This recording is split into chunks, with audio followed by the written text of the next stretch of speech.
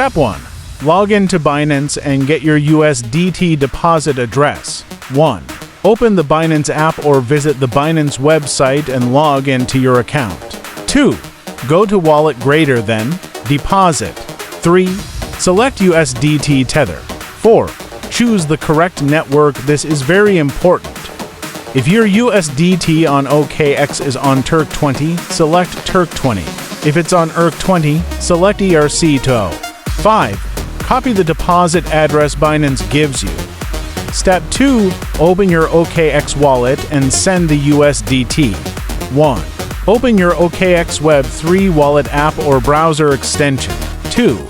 Unlock your wallet using your seed phrase if needed. 3. Go to your USDT balance.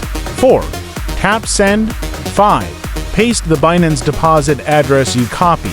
6. Make sure the network matches what you selected on Binance Turk20, ERC20, etc. 7. Enter the amount of USDT you want to send. 8. Confirm and send the transaction.